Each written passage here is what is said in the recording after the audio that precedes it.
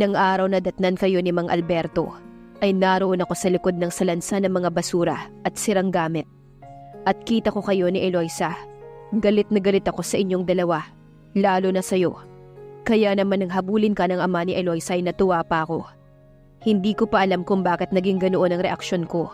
Siguro naisip ko madadala ka na at kailanman hindi mo nalalapitan si Eloisa. Things went wrong dahil ang inaakala kong kaguluhan ay hindi ko akalaing mauuwi sa kasalan. You're a fool, Rafael. Yes, hindi ko nagawang ituwid ang maling paratang sa iyo ng ama ni Eloisa. Sa galit ni Dave ay kinuwelyuhan nito ang binata. Alam kong naroon ka ng araw na yon. Nakita kita at naisip kong umiral na naman ang kalukuhan mo. Pero ang gantihan ako sa pamamagitan ng hindi mo pagkibo. Kaya lalo akong naipit sa sitwasyong ni sa hinagap ay hindi ko akalaing sasapitin ko. At isang malaking pagkasira ng buhay para sa akin noon. Alam kong mahal na mahal mo si Sandy noon. Ngunit walang takot na mababakas sa anyo ni Rafael.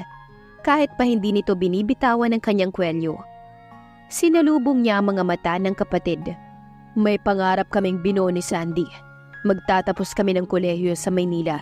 Magtatrabaho sa Amerika. At doon na maninirahan. Ngunit pinuto lamang ng isang. Nagsama pa rin kayo ni Sandy sa Maynila. Sa kabila ng kasal ka kay Eloisa. Walang kapanatagan ng aming pagsasama. Dahil laging nakapagitan sa amin si Eloisa. Patawarin mo ko. Mahal ko si Eloisa. At ipaglalaban ko yon. Matatag na wika ni Rafael sa kapatid. Napangisi ito. Sa palagay mo kaya, ay makukuha mo siya dahil sa pag-ibig mong yan. Si Eloisa ay aking asawa. Akin na siya. Ngayon mo sinasabi yan. Noon ay baliwala siya sa'yo. Inalis ni Dave ang kamay sa kanyang kwelyo at nagbalik sa upuan nito. Nasaan niyo ang katiyakan sa mga sinasabi nito? Sorry, Rafael. Kung ang hihilingin mo sa akin ay ang aking asawa, ikalulungkot kong hindi kita mapagbibigyan. Kung kalahati ng aking ipon ay maaari pa. Ngunit si Eloisa, no, never. Hindi mo siya inibig, Dave. Dahil alam kong hanggang ngayon ay si Sandy pa rin. Aaminin ko, si Eloisa ay hindi mahirap mahalin. Kaibig-ibig ang tulad niya, hindi ba, Rafael? Pero ang katotohanan na siya ang lubos na nagmamahal sa akin ay malaking bagay na para sa akin. Anito ngumiti pa. Ngumisi si Rafael at patuyang nagwika. Paano ka nakatitiyak? Nakapagpipigil pa rin siya na isiwalat ang buong katotohanan sa kapatid. Naduwag pa rin siyang aminin ng malaking kasalanang nagawa. Nahinto ito sa pagtawa. Asawa ko na siya, Rafael. Nagsukatan ng dalawa ng tingin. Tiimang bagang na iniwan ni Rafael ang kapatid. Kinabukasan ay naging panauhin ni Eloisa si Rafael. Kakatapos lamang niyang maligo nang katukin siya ng ina at ipaalam na nasa salas ang binata. Good morning. Masiglang bati ni Rafael, bagamat malamlam ang mga mata. Tumayo ito saka inabot ang puting rosas sa kanya. Ipinabibigay ni Dave? Tanong ni Eloisa, ngunit matamlay na inabot ang puting rosas. Hindi, sa akin galing yan. Nakangiting sagot ng binata. Nagtatanong ang kanyang mga mata. Tumawa ng maikli ang binata. Dati naman kitang binibigyan ng white roses, hindi ba? Nagmuestra siyang maupo na ito. Babalik ka na raw sa Maynila? Tila nagkabikig ang kanyang lalamunan matapos itanong yun. Kagabi matagal niyang pinag-isipan ng sitwasyon. Kung aamin lang sana si Rafael na ito ang lalaking yun. Ngunit siya na rin ang pumigil sa kanyang sarili. Unfair para sa binata. Ang ibintang dito ang nangyari. Baka naman nagkakamali lamang siya. Kahit pang totoo. Puso niya ang nagdidiktang sana ay ito nga ang. Tumango si Rafael. Wala naman akong dapat balikan dito. Hindi katulad ni Dave. Nawalan siya ng kibo. May kahulugan ang sinabi ng binata. Kumusta na ang panliligaw sa'yo ni Dave? Nakita ni Eloisa ang paghihirap sa mukha ng binata. Napabuntong hininga siya. Mahal mo ba siya, Eloisa? Napatitig siya sa binata. Bakit ikaw ang nagtatanong sa akin yan? Masama ba? Hindi ko alam kung ano talaga ang pakay mo sa akin, Rafael. May langkap na galit ang kanyang sinabi. Bagamat mahina lamang sa takot na marinig ng kanyang ina. Sa linggo'y babalik na ako sa Maynila. Matatagalan na siguro ako bago makauwi rito. Ang mama at papa ay susunod din sa akin sa Maynila. Gusto rin nilang maranasan ang buhay sa Maynila. Sa kaibuturan ng puso ni Eloisa, hindi pa man ay nalulungkot na siya. Nakatakda na ang paglisa ni Rafael. Malamang ay hindi na talaga sila magkikita nito. May sarili na itong buhay at malamang ay magkapamilya na rin doon. May pagtutol siyang naramdaman sa kanyang puso. Ang alis ko ay linggo ng gabi, sa ganap na 8:00. Ngunit bago ko umalis, maaari bang sa kahuli-huli ang pagkakataon ay makausap kita? May ipagtatapat ako sa iyo at ibibigay. Maaari ba, Eloisa? Naghihintay ng kasagutan si Rafael. Saan? Sa arkong bato. Ang tinutukoy ng binata ay ang palatandaan na makikita sa pinakabukana ng kanilang bayan. Hindi na ba talaga kita makikitang masigla at masaya, Eloisa? Nabigla siya sa tanong ni Dave. Tahimik siyang nakikinig sa musikang pumapailan lang na nanggagaling sa stereo ng kotse nito. Mabagal lamang ang takbo ng sasakyan. Palingon-lingon sa kanya si Dave, bagamat abala sa manibela nito. May sinasabi ka ba, Dave? Forget it. Masyadong malayo ang narating ng isip mo, kaya hindi mo narinig. Hindi ko alam kung kasama ba natin pati ang iyong espiritu, o baka naman naiwan na sa inyong bahay. Ang weird ng sinasabi mo. Aniya na gusto lamang pag-aani ng sitwasyon sa pagitan nilang dalawa. Naghihintay na si Dave sa kanyang kasagutan. Nagpakita na ito ng pagkainip. Samantalang hindi pa naman natatapos ang 7 araw na hiningi niyang taning dito. Ngunit naisip niya, habang tumatakbo ang sasakyan nito, ay ngayon na niya ipagtatapat ang kanyang lihim. Ito marahil ang magsisilbing pagsubok sa katatagan ng binata, kung mahal nga siya nito o hindi. Ang susuungin niyang buhay sa piling nito ay panghabang buhay at hindi niya na naising magdusa sila sa isa't isa. Kung sa tingin naman niya ay may paraan pang nilalabi. You look lovelier at bagay sa iyong ganyang mga kasuotan. Puri ni Dave, nakabadha sa mukha nito ang paghanga sa kanya. Salamat. Ang totoo'y napilitan lamang siyang magsuot ng gown dahil sa isang paparty ng mataas na tao. Birthday ng governor ng kanilang lalawigan ang kanilang dadaluhan at isa si Dave sa naimbitahan. Kakilala nito ang anak na binata ng gobernador na isa ring inhinyero. Si Dave ay naka-Amerikana at bagay dito gayong kasuotan. Dumating sila sa marangyang tahanan ng gobernador sa ganap na 8:00 ng gabi. Marami ang panauhin sa maluwag na bakuran ng mansyon. Abala na ang mga naka-unipormeng serbidora sa pagsisilbi ng inumin. Maririnig sa isang panig ng bakura ng banda na kinuha pa ng gobernador sa Maynila para tumugtog sa mahalagang okasyon na yon. Alalay siya sa braso ni Dave, ngunit nang may matamaan itong grupo ng kakilala, ay bigla itong umiwas, na labis niyang pagtataka. Ngunit nagpatinaod lamang siya. Dinala siya ni Dave sa grupo ng kalalakihan. Anak ng gobernador ang isa sa mga yon. Ipinakilala siya nito, ngunit ang labis niyang kinagitla ay ang paraan ng pagsasabi nito sa mga lalaki. Eloisa Cruz, my fiancé. Os. Hindi makapaniwalang saad ng lalaking nagangalang Raul. Paano si? Wala na yon. Anito na kinuha ang isang inumin na iniabot ng nagangalang Raul. Nakikinig lamang si Eloisa sa mga ito, ngunit nang hindi na siya makatiis, ay nagawa niyang kunin ang atensyon ni Dave sa pamamagitan ng paghila sa kamay nito. Nakaupo na silang magkatabi sa grupo ng mga ito. Uway. Sa pabulong ay nagwika siya. Nagugutom na kasi ako. Umalis ako sa amin na walang laman ng aking sikmura. Oh, hindi mo agad sinabi sa akin. I'm sorry. Pinigil niya ang pagtayo ng lalaki. Ako na lang ang kukuha ng pagkain. Alam ko naman kung saan ang... Are you sure? Tumango siya. Ang totoo'y ayaw lamang niyang gambalain ang pag-uusap ng mga ito. Nalaman niya mula sa mga ito ang dahilan ng pag-iwas ni Dave kanina sa 4 na grupo. Mga dating kaibigan pala iyon ni Sandy. Namataan niya ang mahabang mesang nalalatagan ng iba't ibang putahin ng pagkain. Talagang masama na ang kalam ng kanyang sikmura. Hindi kasi siya nananghalian kanina at umalis din siyang walang naman ang tiyan ngayong gabi. Nakaramdam si Eloisa ng pagkahilo. Bago pa niya narating ang mahabang mesa, ay nasapo na niya ang noo, hanggang sa tila nauupos na kandila ang kanyang katawan. Ang huling nahagip ng kanyang pandinig ay sigawan ng mga tao. "Pinakaba mo ko, Eloisa." Napabalikwas ng bangon si Eloisa nang mapunang nakauna ng kanyang ulo sa hita ni Dave. Bakit tayo narito?" Naguguluhang iginala niya ang mga mata at natiyak niyang kotse ni Dave ang kanilang kinaroroonan.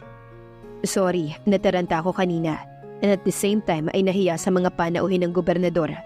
They offered me na dalhin kita sa isa sa mga silid ng mansyon, kaya lang ay hindi ko ginawa. Sinabi ko sa kanilang iuwi na lamang kita." Hindi siya nakakibo. "Sa gutom ba talaga kaya ka nahilo?" Maging ang mga mata ni Dave ay nagtatanong. Hindi ito makapaniwala na mangyayari iyon sa kanya. Ayaw niyang isipin na may iba pang implikasyon ng tanong ni Dave. Sa gutom nga marahil, at labis na pag-iisip sa kanilang suliranin, kaya nag-collapse siya. Tumuwid ng upo si Eloisa. Naisip niya ngayon na ipagtapat ang lahat sa lalaki. Nahihirapan na ang kanyang loob at gusto na rin niyang makatiyak sa kanyang damdamin. May ipagtatapat ako sa iyo, Dave." Simula niya, na bahagya pang pumiyok ang tinig. Sinamantala niya ang pananahimik nito. "Hindi na ako karapat-dapat sa iyo. Sa malinis mong pangalan, hindi na ako buo ngayon at nangyari yon ng gabing dumating kayo. Hindi ko alam kung anong iisipin mo sa akin pero gusto kong maging matapat sa iyo." Nagbabantang tumulo ang kanyang mga luha. Pinigil lamang niyang mapabulalas ng iyak. "At ikinalulungkot kong sabihin na wala akong nagawa laban sa hindi ko nakikilalang lalaking yun. Kinuha niya ako." Yun sana ang gusto niyang paniwalaan. Matagal na katahimikan ang namagitan sa kanila. Pero binasag ni Dave ang kumakapal na katahimikan. "Nakilala mo siya?" Hindi siya makasagot. Si Dave ang bumasag niyon. Ako ang lalaking yun." Tila salat sa katotohanan ng wika nito. Napaangat ng mukha si Eloisa. Napatitig sa lalaki. "Si Dave?" Nagawa ko yun dahil sa kasabikan ko sa'yo." Ang mga mata ni Eloisa ay hindi makapaniwala. "Gusto ko sanang magtapat sa'yo, pero naduwag ako. Baka lalo kang magalit sa akin." At napayuko ito bilang pagpapatunay na guilty ito sa ginawa. Bakit ganun? Umami na si Dave. Nagtapat na ngunit ayaw pa rin paniwalaan ang kanyang puso. Na tila tumututol siya sa mga naririnig. Gusto niyang bigyan ng rason ng lahat ng nararamdaman. Dahil kaya nagkaroon na ng pitak sa kanyang puso si Rafael? Kaya umaasa at nangangarap siya na ito ang lalaking nakaangkin sa kanya? "Nag-aalinlangan ka pa ba, Eloisa? O nagagalit ka sa akin? Kahihiyan pareho ng partido natin kung idedemanda pa kita." Malamig niyang sagot. "I'm willing to sacrifice." Makahulugan itong wika. "Lahat ay gagawin ko, Eloisa, para makapagsimula tayo ng bagong buhay." Unti-unting lumalapit ang mukha nito sa kanya, hanggang sa magdaop ang kanilang mga labi. Naipikit ni Eloisa ang mga mata nang maramdaman ang halik nito. Matagal na ang mga labi nito sa kanya at nagsimulang maglayag sa kanyang mukha. Ngunit may pagtutol siyang naramdaman sa kanyang puso. Hindi si Dave ang lalaking yun. May naramdaman siyang pandidiri nang magsimulang humaplos ang kamay ng lalaki. Malakas niya itong naitulak. "No!" sigaw ni Eloisa. Nabigla si Dave at nagmura. Hindi ikaw ang lalaking yun." Malakas niyang tinig ang umalingaw-ngaw sa loob ng sasakyan na yun. Mabibilis ang mga hakbang ni Eloisa. Malakas ang kaba ng kanyang puso, ngunit naunawaan niya ngayon kung bakit. Pinaghalong kasiyahan, takot at pangamba, ngunit mas nangingibabaw ang kaligayahan sa kanyang puso. Natanaw na niya ang kotseng nakasilong sa ilalim ng punong mangga sa gilid ng highway. "Rafael?" Bulong niya. Halos liparin na niya ang kotseng pula para marating agad ito. Nang ganap na niyang malapitan ng kotse at buksan ang pinto para silipin, ay walang tao sa loob. Walang Rafael sa loob ng kotse. May panlulumong pumihit siya para maghanap ng may tumakip sa kanyang mga mata. Tila hinaplos ng anghel ang kanyang puso nang maramdaman ang balat nito sa kanyang katawan. Iba talaga ang dating kapag si Rafael. Walang pandidiri, bagkus ay may kilig, may kiliti at kakaibang damdamin ang sumasa kanya kapag ito ay nasa kanyang tabi. Rafael ha? Iiyak ako kapag hindi mo inalis ang mga kamay mo sa mga mata ko. Ganyan ka naman, iyakin ka kahit noon pa. Tudyo rin ito. Ikaw kasi, masaya ka kapag umiiyak ako. Inalis ni Rafael ang mga kamay nito sa kanyang mga mata at pinihit siya paharap dito. Masuyong inalalayan siya nito papasok sa loob ng kotse. Safe bang mag-usap dito? Tanong niya sa binata, ngunit dinig niya ang malakas na kaba ng kanyang puso dahil ang lapit-lapit nito sa kanya. Tumabi itong paupo sa kanya sa likuran ng kotse. Yeah, safe ka rito. Kasama mo naman ako. Anito na matamis ng ngiti ang nakapinta sa mga labi nito. Maging ang mga mata ay nakangiti rin. Umisod siya palayo. Nag-iwan ng puwang sa pagitan nilang dalawa. Anong oras ka ba talaga aalis? Pinaalis mo na ako? Walang kaalis-alis ang mga mata nito sa kanya. May sinabi ba ako? Nagtatanong lang ako ng oras. Hindi niya alam kung paano siya magsisimula sa sasabihin dito. I'm glad you came here. May ipagtatapat ka, hindi ba? Interesado kang malaman? Oo, dahil nakataya ang kaligayahan at kinabukasan ko sa anumang sasabihin mo. Tulad niya ay naghihirap din ng kalooban ni Rafael. May kinuha sa isang clutch bag ang binata. Inilabas mula roon ang armas. Anong? May malaki akong kasalanan sa iyo, Eloisa. Krimen ang matatawag ang ginawa ko sa iyo. Saad nito na nagyuko ng ulo. Maligaya na ako dahil pinagbigyan mo ko, kahit sa huling sandali. Bakit? Nalilito at natatakot siya dahil sa nakitang armas sa kamay nito. Dalahin ko sa aking konsensya ang nangyari at hindi ko alam kung paano ko makakamtan ang kapatawaran mula sa'yo. Hindi kita maintindihan. Sinabi niya iyon, ngunit ang totoo ay may katiyakan na sa kanyang puso sa maaaring ipagtapat ng binata. Mahal kita, Eloisa, noon pa, kaya ako nagawa sa iyo ang bagay na yon. Ako ang lalaking pumasok sa iyong silid at... Binalot sila ng matagal na katahimikan. Mahal mo nga ba ako, Rafael? Mabilis na nagangat ng ulo ang binata. Tila nakasilip ito ng munting pag-asa. Heaven knows, mahal kita. At hindi ko kayang makita kang nasa piling ni Dave. Kahit alam kong mali, kahit alam kong kasalanan, ay ipinaglaban ko pa rin ang pag-ibig ko sa iyo, Eloisa. Kinausap ko si Dave at... Mahal din kita, Rafael. At tiyak ang puso kong ikaw ang lalaking yun. Mabilis na umisod ang binata at ikinulong sa mga bisig nito si Eloisa. May puwang pa ba ang nararamdaman nating to, Rafael? Kasal na ako kay Dave. Saglit na nawala ng kibo ang binata. Hindi naging masamang kapatid si Dave para agawan ng asawa at ilagay ang pamilya sa kahihiyan.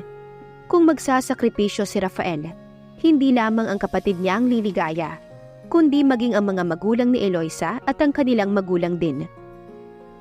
Aaminin ko sa'yo, nang orihinal kong plano ay itakas ka. Magpakalayo-layo tayo, lalo pat natiyak kong mahal mo rin ako. Ngunit, nakakulong ka sa kapirasong papel na hindi basta-basta matatalikuran. May pait na tinura ng binata. Nagkausap na kami ni Dave at naipagtapat ko sa kanya ang nangyari. Hindi ko alam kung anong nasa isip niya matapos niyang malaman ng lahat-lahat. He's desperate to have a family, kaya niyang nagawang akuin ang nangyari. Ngunit, hindi kayang magkunwari ng aking puso. Alam ng puso kong hindi siya. Dahil ako ang lalaking yon, Eloisa. Ngunit hindi pa rin tayo ang laan sa isa't isa. Nakita niya ang pagtiim ng mga bagang ng binata, ang paggalawan ng mga ugat nito, tanda ng pagpipigil ng pagbuhos ng emosyon. Kahit anong mangyari, ilalaban kita, Eloisa. Kahit sa kapatid ko pa, dahil alam kong hindi kanya mahal at magkakasakitan lamang kayo sa huli. Gagawa ako ng paraan para mapawalang bisa ang kasal niyo ni Dave. Mahal na mahal kita, Eloisa. Buong puso na wika ni Rafael bago siya ginawaran ng halik. Malaya namang tumugon si Eloisa sa halik ng binata. Tama ito, ilalaban nila ang pagmamahalan nila ni Rafael. Matagal siyang natali sa kasal, na tanging sa papel lang naman at ngayon ay handa na siyang harapin ang mga magulang nila at magtapat sa mga ito. Natigilan sila nang maramdaman na may papalapit sa kanila. Binuksan ni Eloisa ang pintuan ng kotse para lumabas. Noon naman sumulpot si Dave mula sa kung saan. Natigagalang dalawa. Tila natutop sila sa isang hindi magandang sitwasyon. Mas ikinagitla ng dalawa ang hawak nitong armas. Dave. Maigting ang pagkakatawag ni Rafael sa pangalan ng kapatid. Naumid si Eloisa sa labis na kabiglaan. Nagtataka siya sa nakitang anyo ni Dave. Ang pagiging kalmante nito sa naabutang tagpo. Malakas na malakas ang kabog ng kanyang puso ng sandaling yun. Pinalabas sila nito ng sasakyan. Nakatutok sa kanilang dalawang armas. Tanging ilaw sa hindi kalayuan ng poste ang nagsisilbing liwanag sa lugar na yon. Maikli lang ang sasabihin ko sa inyong dalawa. Ani Dave sa formal na anyo. Sa bingit ng panganib ay natagpuan ang dalawa na nagdaop ang kanilang mga kamay. Mahigpit iyong hinawakan ni Rafael at tila nakaramdam si Eloisa ng kapanatagan. Mawawala man sila sa ngayon, kasama niya ang lalaking tunay na mahal. Mahal ko siya, Dave. Matatag na saad ni Rafael. Mahal ko si Rafael, Dave.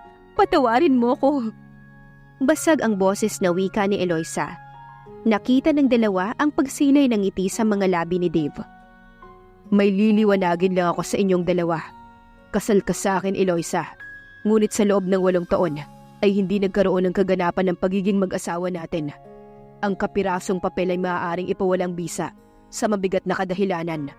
Bata pa si Eloisa nang ikasal kami. Kaya ang kasal naming dalawa na naaayon sa family code ay null and void from the very beginning. Sa pagtutulungan nating dalawa, Eloisa, luluwas ako ng Maynila para i-file ang annulment ng ating kasal. Mataimtim na pahayag ni Dave sa dalawa. Naluha naman si Eloisa sa labis na kaligayahan, maging si Rafael. Sa kauna-unahang pagkakataon, ay umakap si Rafael sa nakatatandang kapatid. Kuya, naunawaan mo rin kami. I have to. Pasensya ka na at ginamitan pa kita nito. Anito na itinaas ang armas. Props lang ito kaya ko lang naisipang gamitin. Ay baka sa labis mong galit sa akin ay inakala mong ipipilit ko pa rin ang karapatan kay Eloisa. Ay baka matapos mo na ako niyan. At tumawa ito. Salamat, Eloisa. Nag-uumapaw ang kaligayahan sa puso ni Eloisa ng sandaling yun. Hihilingin ko sa inyo na lumayo na muna kayo rito. Aakuin ko na muna ang pagpapaliwanag sa mga magulang natin. Mauunawaan din nila tayo, kayo. Kuya, salamat. Abot-abot ang pasasalamat ni Rafael sa kapatid. Ayoko lang na may 4 na nagdurusa kapag kami ni Eloisa ay. Inagaw ni Rafael ang sinabi ng kapatid. 4? Ikaw, Rafael, nakita ko sa iyo ang damdamin mo kay Eloisa nang kausapin mo ako at hindi ako pumayag. Ikaw, Eloisa, at ako na rin dahil bitter pa rin sa nangyari sa amin ni Sandy. Ayoko na magdusa tayong 4 kapag pinili natin ang mga bagay na hindi naaayon sa ating mga puso. Pero paano ka, kuya? Si Rafael, nabaka sa muka ang labis na paghanga sa nakatatandang kapatid. I'll be fine. Matatagpuan ko rin ang para sa akin. Sa ngayon ay magkaibigan muna kami ni Sandy. Hindi rin ako natiis at sinusulatan ako sa kabila ng lahat. Napatungo si Eloisa na sobrang kaligayahan ng sandaling yun. Okay, brother. Go. Taboy ni Dave. Sing bilis naman ng kidlat ay nasa loob na ng sasakyan ng dalawa. Kumaway pa si Dave sa dalawa at bumalik sa kotse nitong nakahimpil sa hindi kalayuan. Akin ka na, Eloisa, at napakasaya ko. Ani Rafael, natatawa-tawa habang pasulyap-sulyap sa kanya. Inirapan naman ito ni Eloisa. May malaki ka pang kasalanan sa akin. Hindi mo pa rin ba ako mapapatawad? Formal na tanong nito. Masakit kasi ang ginawa mo. Ngumiti naman si Rafael. Nanunukso ang mga mata. Sa una lang masakit, hindi ba? Kundi lang ito nagmamaneho, ay nakurot na ni Eloisa ang binata. Ang ulo ko ang pinasakit mo ng labis. Sa labis sa pag-iisip po sinong lalaki yun. Natatawa namang saad ng dalaga. The way you responded to my touch, my kisses. Kilala ng puso mo kung sino. Noon pa'y alam ko nang mahal mo rin ako, Eloisa. Tulad mo'y naghihirap din ang kalooban ko. na sa tuwing magkasama nga tayo sa bahay ay malayo ka sa akin, umiiwas ka. But the perfume, pareho kayo ng gamit ni Dave. Tumawa ang binata. Yeah, regalo ni kuya sa akin ng bagong dating niya. Inirapan niya ito. At yung white rose na binigay ko sa iyo nung umagang yun ay simbolo ng tapat kong pag-ibig sa iyo, Eloisa. At si Nika, baka sa kanyang mukhang panibugho, buong tamis ng ngumiti si Rafael. Jealous of her?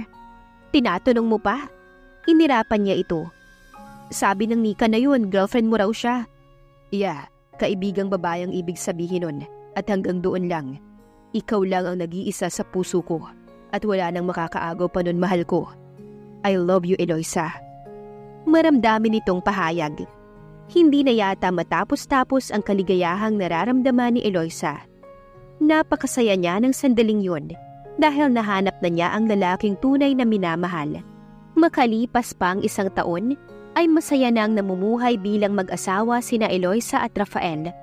Napawalang bisa ang kasal nila ni Dave. Nagkaayos na rin ang 2 pamilya at masaya na ang mga ito, lalo na at 4 na buwan nang buntis si Eloisa sa panganay na anak nila ni Rafael.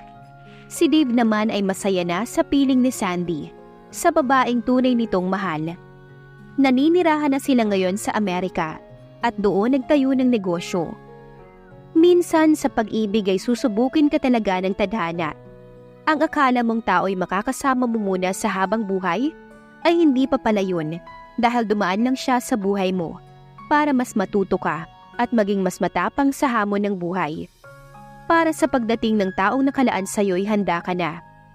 Gaya ng kwento ni Rafael at Eloisa, natiis man nila ang pag-ibig sa isa't isa, pero kapalaran pa rin ang naging daan para magkasama sila dahil sa wagas nilang pagmamahalan.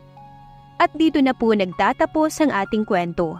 Sana ay muli ninyo akong samahan sa mga susunod na series stories na ihahandog ko pa sa inyo. Maraming salamat po.